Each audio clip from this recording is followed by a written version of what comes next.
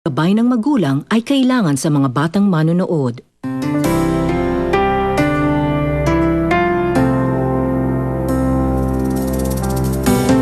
Sino ka? Anong ginagawa mo dito? Gusto ko po kayong makausap. Istorbo ang babae niya sa buhay namin. Iligpit niyo siya. Hindi na dumating si Martin. Masama ang kutob ko kung may nangyari sa kanila. Louie, anong ginagawa mo rito? Pinayaan niyo ang pagkalalang ko, basan! Makakugantihan mo. Huwag si Graciela. George, si Martin, nasan sila? Nasa panganib po ang buhay nila ni Graciela. Kailangan natin humingi ng tulong. Nakalimutan mo ang lugar mo, kaya papaalala ko sa'yo. Papakita ko sa inyo kung gaano ako kalakas. Kung gusto ko kunin ang buhay mo, gagawin ko. Dahil lahat dito, akin!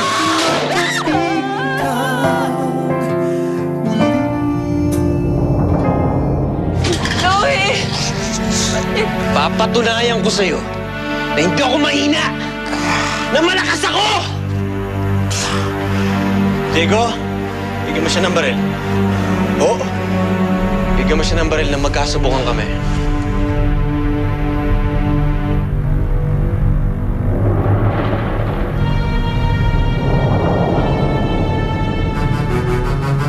Captain Guerrero, kailangan ko po ng tulong nyo. Ano nangyari? May nangyari sa rancho.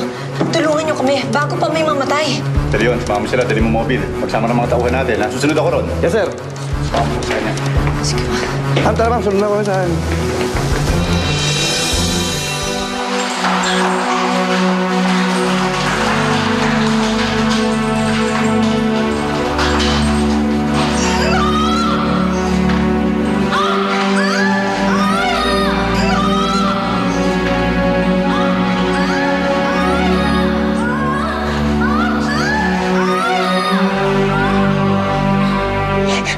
Tama na.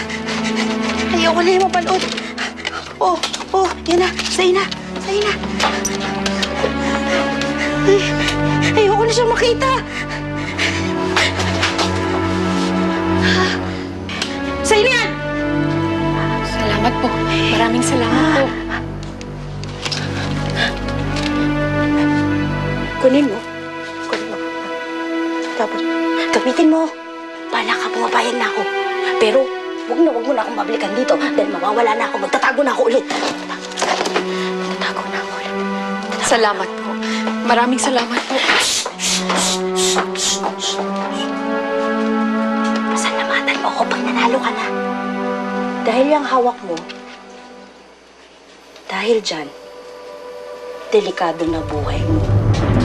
Ingat ka.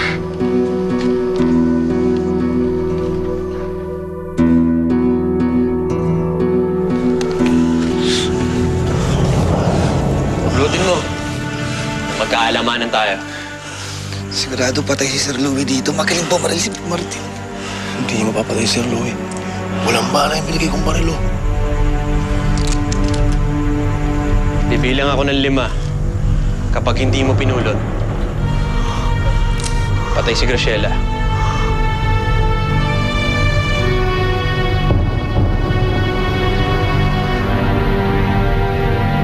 Isa!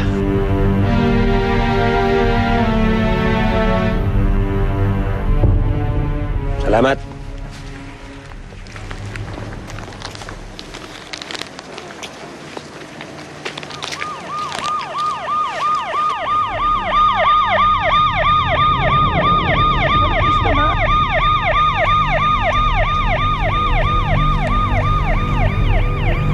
Dalawa.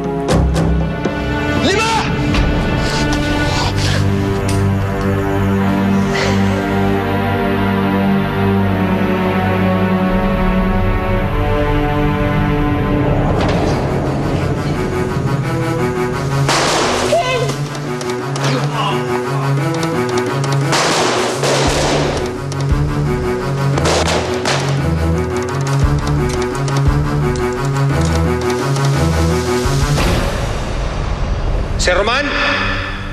Sir Roman! Ano yun? Bakit? Ano problema? Malaki ho problema.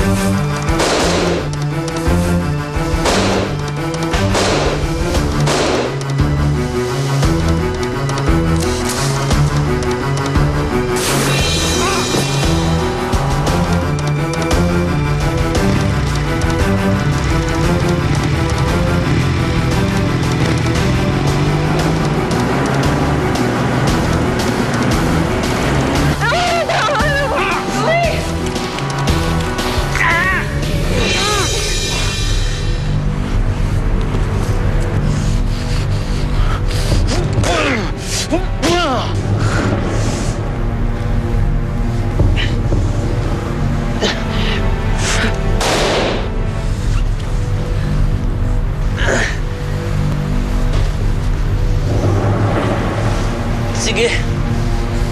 Patayin mo na ako. Tuluyan mo na ako. Dahil pag hindi mo ginawa, pinapangako ko sa'yo, papatayin kita. Hahantingin kita hanggat humihinga ka. Tutok mo!